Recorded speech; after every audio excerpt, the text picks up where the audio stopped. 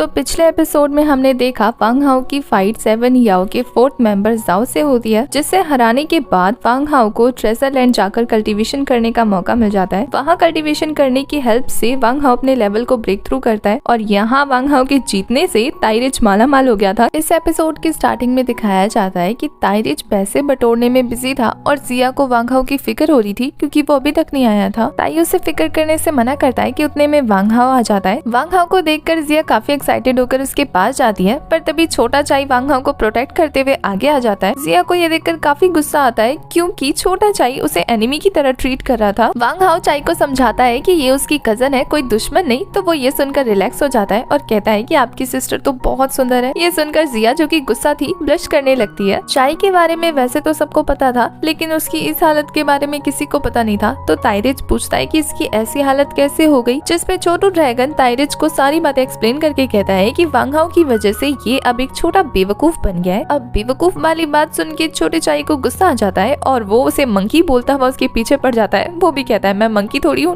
Dragon हूँ। यहाँ चाई तो वांग हाओ को अपना सगा भाई मान ही चुका था और वो वैसे ही बिहेव करने लगता है। उन दोनों को ऐसे देखकर ताइरिच कहता है कि एक तो तुमने सबको हराकर फर्स्ट प्लेस गेन कर लिया और ऊपर से 7 याओ में से एक याओ को अपने अंडर रख लिया। अब जैसे ये बात सबको पता लगेगी वो तो तुम्हारे दुश्मन बन जाएंगे ना, फिर खुद को कैसे बचाओगे। ये सुनकर छोटू ड्रैगन कहता है कि अब हमारे वांग हाओ को डरने की जरूरत नहीं है क्योंकि वो की गैदरिंग की 8 लेवल तक पहुंच गया है और ऊपर से वो किंगयान ट्रायल में अपने से इतने पावरफुल लोगों से लड़कर आया है। अब ये जानने के बाद कौन इससे पंगे लेने की सोचेगा। क्या छोटू ड्रैगन की बातें सुन के जिया सोचने लगती है कि आखिर वांग हाओ ब्रदर इतनी तेज कल्टीवेशन करके अपना ब्रेक थ्रू कैसे कर ले रहे हैं। दूसरी तरफ वांग हाओ ताइरिच के पास पहुंचकर कहता है कि मैंने सुना है तुमने बहुत सारे पैसे छापे हैं। तो वो कहता है कि वो तो तुम्हारी वजह से ना, अगर तुम नहीं जीते तो मैं तो लुट जाता। वैसे भी सच में मैंने बहुत ज्यादा पैसे छापे हैं। फिर वो बताने लगता है कि उसने 8 लाख टेल्स कलेक्ट किए हैं, जो कि ऑलमोस्ट 80% स्टूडेंट्स की पॉकेट मनी है। ये सुनने के बाद तो सबको झटका लगता है और यहाँ ताइरिच कहता है वांग हाओ को कि सुबह जल्दी उठ जाना, तुम्हें लेकर मुझे पैसे कमाने जाना है। फिलहाल तो वांग हाओ को कुछ समझ में नहीं आता। दूसरी तरफ हमें नेक्स्ट मॉर्निंग 6 प्रिंस को दिखाया जाता है, जो कि अपने सर्वेंट को बोल रहा था कि मैं 3 दिन के लिए कहीं बाहर जा रहा हूँ, अगर कोई पूछने आए तो बोल देना कि मैं नहीं हूँ। ये बोलकर वो वहाँ से निकलने की तैयारी कर रहा था कि तभी वहाँ वांग हाओ आ जाता है और कहता है कि आपको किस बात की इतनी जल्दी है, पहले बाकी के पैसे तो देते जाओ सर। उसकी बातें सुनकर 6 प्रिंस को इतना गुस्सा आता है कि वो अपनी पावर रिलीज करके उसे मुक्का जड़ने जाता है, लेकिन खुद ही उसके हाथों से एक थप्पड़ खा लेता है। थप्पड़ खाने के बाद उसे और ज्यादा गुस्सा आता है। वो फिर से अपनी पावर रिलीज करता हुआ मुक्का मारने आता, पर वांग हाओ उसके मुक्के को भी कंट्रोल कर लेता है अपने एक हाथ से। वांग हाओ 6 प्रिंस के लेवल को देखकर कहता है ओ तो तुम सी की हाफ स्टेप तक पहुंच चुके हो, वैसे मुझे ऐसा लग रहा है कि तुमने मेडिसिन लेकर किया है। और ये बोलने के बाद वांग हाओ से इतने जोरदार पंच देता है कि वो अपने नौकरियों के ऊपर गिर जाता है। और इस बार तो 6 प्रिंस का गुस्सा और लेवल पे चढ़ जाता है और इस बार वो स्वॉर्ड से वांग हाओ पर अटैक करता है, पर वांग हाओ उसके सभी अटैक्स को इजीली डॉज करके उसके हाथ से उसका स्वॉर्ड ले लेता है। अब 6 प्रिंस तो हार चुका था और वांग हाओ के हाथ में उसकी तलवार लग गई थी, जिसे देखकर वो कहता है कि इससे 5000 टेल तो मिल ही जाएंगे, इसे रख लो। और फिर वांग हाओ 6 प्रिंस की तरफ आगे बढ़ने लगता है, जिसे देखकर 6 प्रिंस डरते हुए कहता है कि अब तुम्हें क्या चाहिए। वांग हाओ बहुत ही डेविल स्माइल के साथ कहता है कि ऑफ कोर्स तुम। और फिर दिखाया जाता है कि वांग हाओ ने एक एक करके प्रिंस के सारे कपड़े उतरवा दिए थे। बेचारे को सिर्फ उसके पास अंडरवियर रखा था, पर अभी भी जनाब के घमंड में इतनी सी भी कमी नहीं आई थी। यहाँ ताइरिच उसके सारे कपड़े रखने के बाद कहता है कि 2 लाख टेल्स तो नहीं हुए, लेकिन फिर भी काम चलाऊ है। इससे पहले कि वो सभी वहाँ से निकल पाते, वहाँ एक कैरेज आकर रुकता है, जो कि 7th याओ के 3rd मेंबर टैंगलिंग का था, जो कि आते ही 6 प्रिंस का कर्जा माफ करने को कहता है, जिसके बदले वो 500,000 टेल्स लेकर आया था कैरेज भर के। टैंगलिंग का बोलना था कि वहाँ पर बहुत सारे लोग आकर जमा हो जाते हैं और टैंगलिंग की बातें वो भी सुन लेते हैं। इधर ताई टैंगलिंग के ऑफर को सुनकर कहता है कि ये 7th याओ का 3rd मेंबर है, जो कि बहुत ज्यादा चालाक है, अगर हम इसके पैसे लेंगे तो इसका मतलब इससे पंगा लेना हुआ। और यही बातें सेम टैंगलिंग भी सोच रहा था, पर वांग हाओ ये सारी चीजें इग्नोर करके उसके डील को एक्सेप्ट कर लेता है। टैंगलिंग को तो बहुत बड़ा शौक लगा था, क्योंकि उसे लग रहा था कि ये लोग उससे पंगा नहीं लेंगे। तभी वहाँ छोटा चाई आ जाता है और 6 प्रिंस की रिंग टैंगलिंग को वापस करके उनके पैसों पर कब्जा मारता है। चाई तो उनका अपना आदमी था, तो ये देखकर टैंगलिंग पूछता है कि तुमने इसके साथ क्या किया है। वांग हाओ कहता है कि तुमने जो इसको अपना पपेट बना के रखा था उससे तो बेहतर ही है अभी। उसके बाद वांग हाओ कैरेज के ऊपर चढ़कर सभी स्टूडेंट के बीच में अनाउंसमेंट करता है कि वो इन पैसों से सभी लोअर कोर्ट के स्टूडेंट्स को वो 4th ग्रेड की पिल देगा, जो कि उनकी कल्टीवेशन में काम आएगा। वांग हाओ की ये दिलदारी देखकर सभी बच्चे उससे इम्प्रेस हो जाते हैं और उसका नारा लगाने लगते हैं। यहाँ चाई तो उससे इम्प्रेस था ही। वांग हाओ का ये रवैया देखकर टैंगलिंग और 6 प्रिंस वहाँ से दांत पीस कर चले जाते हैं। दूसरी तरफ ताई को दिखाया जाता है, जिसने सभी पैसों को रिंग में कन्वर्ट करके एक एक सबको पकड़ा दिया था। और फिर वो वांग हाओ को जाकर कहता है कि वो अपने पैसों का क्या करेगा, इससे बेहतर है कि वो उसके पास इन्वेस्ट करा दे। वांग हाओ को भी उसका आइडिया अच्छा लगता है, तो वो उसे अपनी रिंग देने ही वाला था कि तभी उसके मास्टर आकर उससे उसका रिंग छीन लेते हैं। ये देखकर वांग हाओ शौक होकर कहता है कि टीचर आपने मेरे पैसे क्यों चुराए? वो कहता है कि मैं तुम्हारा टीचर हूँ, आखिर तुमसे पैसे क्यों चुराऊंगा? तुम तो मेरे स्टूडेंट हो, तुम्हारा तो फीस देना हक बनता है। वांग हाओ कहता है कि आपने अभी तक मुझे कुछ सिखाया तो है नहीं, फीस ले रहे हैं। मास्टर ट्रिक करके कहते हैं कि मैं तो सोच के ही आया था कि तुम्हें कुछ टेक्निक सिखाऊंगा, पर अब जब तुम्हारा मन ही नहीं है, तुमने मुझे चोर समझ ही लिया है, तो खैर छोड़ो। वांग हाओ ने रोकते हुए कहता है कि वो तो मिसअंडरस्टूड कर गया था ना, वो उसे सिखा सकते हैं, कोई बड़ी बात नहीं है। पर उन्हें तो एक्स्ट्रा फीस चाहिए थी, जिसके लिए वांग हाओ ने एक्स्ट्रा फीस दे देता है। पैसे लेने के बाद मास्टर वांग हाओ से कहते हैं कि क्या तुमने कभी येलो स्प्रिंग फ्लावर के बारे में सुना है? तो ताइरिच को सोचते हुए कहता है कि ये तो एक ट्रेजर है ना, जो कि सोल को नरिश करता है। वांग हाओ ये सुनकर खुश होकर कहता है कि मास्टर आपके पास है ये फ्लावर? तो मास्टर कहते हैं हाँ, 3 दिन बाद क्लिफ के ऊपर ये उगने वाला है, तो खुद जाना और लेकर आ जाना अपने रिवॉर्ड के तौर पे। उनके जाने के बाद वांग हाओ सोचता है कि ये कैसा रिवॉर्ड है जो खुद जाके लाना पड़ेगा। मास्टर जाते जाते वांग हाओ को एक कल्टीवेशन मेथड का बुक देकर जाते हैं, जो कि उसी के लेवल का था। ये देखकर वो खुश हो जाता है कि चलो पैसा वसूल तो हुआ। दूसरी तरफ लू और याओ याओ को दिखाया जाता है, जो कि इस मास्क मैन को ग्रीट करती है, जहाँ वो मास्क मैन उनसे वांग हाओ के बारे में डिटेल ले रहा था और याओ याओ से बताती है कि वो सच में काफी ज्यादा पावरफुल है, उसके पास बहुत ज्यादा स्किल्स भी है। उसकी बातें सुनने के बाद मास्क मैन कहता है मतलब वो बंदा हमारे लिए काम का है, तो जाकर उसके साथ डील करने की कोशिश करो, अगर मानता है तो ठीक है, नहीं तो अपने हिसाब से देख लेना। उसकी बातें वो दोनों लेडीज मान जाती है। यहाँ लू को देखकर थोड़ा सस्पिशियस लगता है। एक सीन में वांग हाओ को दिखाया जाता है, जो कि क्लिफ के ऊपर येलो स्प्रिंग फ्लावर लेने के लिए जा रहा था, जहाँ छोटू ड्रैगन उसे देखकर कहता है कि इतनी ऊपर जाने की क्या जरूरत है, क्या पता हमें इस जंगल में वो फ्लावर मिले या ना मिले, वापस लौट चलते हैं। वांग हाओ से मुंह बंद करके साथ चलने को कहता है, जिसपे वो गायब होकर वांग हाओ के अंदर चला जाता है। वांग हाओ सोचता है इसका कुछ नहीं हो सकता। वांग हाओ आगे बढ़ रहा था तो उसे ऐसा लगता है कि सामने से कोई बीस्ट आ रहा है, तो वो बिना देखे अटैक कर देता है थंडर फिंगर का, और ये अटैक खाना पड़ता है हमारी याओ याओ को, जिसको बिजली के झटके लगने लगते हैं। बेचारी शौक से कहती है कि ये तुम क्या कर रहे थे? वो कहता है सॉरी, मुझे मिसअंडरस्टैंडिंग हो गई, मुझे लगा कोई बीस्ट था। वो कहती है कि लोगों को देखकर तो मारा करो, बिजली के झटके खाने के बाद तो वो अपना होश ही खो देती है। कुछ देर बाद वांग हाओ उनसे पूछ रहा था कि आखिर वो यहाँ क्या करने आई है, जिसपे वो एक्सप्लेन करती है कि बस वो उसकी हेल्प करने आई थी, क्योंकि यहाँ इस जंगल में बहुत सारे बीस्ट हैं। वांग हाओ कहता है कि हेल्प करने के लिए दूसरी जगह ढूंढ लेना, ये बहुत ज्यादा डेंजरस है, तो वापस जाओ। बात करते करते वांग हाओ अपने स्काई पाम का यूज कर रहा था, जिससे वो दोनों डरकर सोचती हैं कि अटैक उनके लिए, पर ये तो पीछे आ रहे बीस्ट मॉन्स्टर के लिए था, जो कि उन पर अटैक करने आने वाला था। लेकिन वांग हाओ के अटैक से वो पीछे हट जाता है। वो सभी बाल बाल बचते हैं। यहाँ वांग हाओ को पता लग जाता है कि इस मॉन्स्टर का लेवल की रियान तक है, और फिर वो लगातार उस मॉन्स्टर पर स्काई पाम का यूज कर रहा था, जिससे वो मॉन्स्टर वांग हाओ पर अटैक करने का आइडिया ड्रॉप करके याओ याओ की तरफ बढ़ने लगता है। याओ याओ ये देखकर गुस्से में अपना वेपन निकाल कर उस पर अटैक करने जाती है, पर एक ही रोर से उसका वेपन भी अलग हो जाता है और वो भी गिरने लगती है। इससे पहले कि वो गिरती वांग हाओ से संभाल लेता है, और ये देखकर तो याओ याओ की दिल की घंटी बज जाती है। वांग हाओ से सेफ लैंड करने के बाद खुद का ख्याल रखने का बोलता है। इस बार वांग हाओ उस मॉन्स्टर के ऊपर थंडर फिंगर का अटैक करता है। लगातार थंडर फिंगर अटैक की वजह से उस बीस्ट का आधा हिस्सा जलने लगता है। वांग हाओ सोचता है कि ये उसके मास्टर की दी हुई टेक्निक में से एक है, जिसे उसने मास्टर कर लिया है, और ये तो सच में अच्छी है। और फिर वो उस बीस्ट पर इसी तरीके से अटैक कर रहा था, जिससे गुस्सा होकर वो बीस्ट वांग हाओ पर पंजे से अटैक करता है, जिससे वांग हाओ बाल बाल बचता है। और यहाँ लुओ को दिखाया जाता है, जो कि एक पेड़ के पीछे छुपकर स्माइल कर रही होती है। फिर वांग हाओ पर दोबारा वो मॉन्स्टर अटैक कर पाता, इससे पहले ही वहाँ लुओ आकर अपने पावर से उसको रोकने लगती है, पर उस बीस्ट के हाथों टिक नहीं पाती, घायल हो जाती है। ये देखकर वांग हाओ से स्टूपिड बोलता है, और फिर अपनी की पावर को रिलीज करता हुआ आइस स्वॉर्ड निकाल कर उस मॉन्स्टर को डराता है, जिससे डरकर वो मॉन्स्टर वापस ही जा रहा था। पर वांग हाओ के आइस स्वॉर्ड अटैक करने की वजह से वो वहीं खत्म हो जाता है, और उसकी बॉडी से जो कल्टीवेशन निकलती है उससे एक आइस क्रिस्टल तैयार हो जाता है। वांग हाओ जैसे उस आइस क्रिस्टल को पकड़ता है, उसकी बॉडी उस क्रिस्टल के पावर को ऑब्जर्व कर लेती है। ये देखकर वांग हाओ समझ जाता है कि उसके मास्टर ने यहाँ येलो स्प्रिंग फ्लावर के अलावा इस आइस क्रिस्टल के लिए भी उसे यहाँ भेजा है। नेक्स्ट सीन रात का दिखाया जाता है, जहाँ याओ याओ को काफी भूख लग रही थी। वांग हाओ कहता है कि मॉन्स्टर का मीट तैयार होने वाला है, तो थोड़ी देर रुक लो, पर याओ याओ को तो मॉन्स्टर मीट के नाम से ही उल्टी आ रही थी। वांग हाओ से उस मीट के फायदे भी बताता है, लेकिन तब भी वो उसे नहीं खाना चाहती थी, क्योंकि उसे डिस्गस्टिंग फील हो रहा था। तभी लुओ अपने पास से ब्रेड निकाल कर याओ याओ को देती है। याओ याओ काफी खुश हो जाती है, और फिर लुओ वांग हाओ को भी वो ब्रेड देती है। पहले तो वांग हाओ का लेने का मन नहीं था, लेकिन लुओ को अपने लिए घायल देखकर वो उससे वो ब्रेड ले लेता है। कुछ देर बाद का सीन दिखाया जाता है, जहाँ लुओ तो सो गई थी, और याओ याओ वांग हाओ से कहती है कि क्या हम बात कर सकते हैं। वांग हाओ से सोने का बोलता है। वो उसको चुप कराते हुए कहती है कि क्या तुम मुझे डिसलाइक करते हो, इसलिए इग्नोर कर रहे हो, जिस पे वांग हाओ कहता है नहीं ऐसा तो कुछ नहीं है। फिर वो उसके क्लोज जाते हुए कहती है तो फिर तुम 7 याओ से पंगा क्यों लेते हो,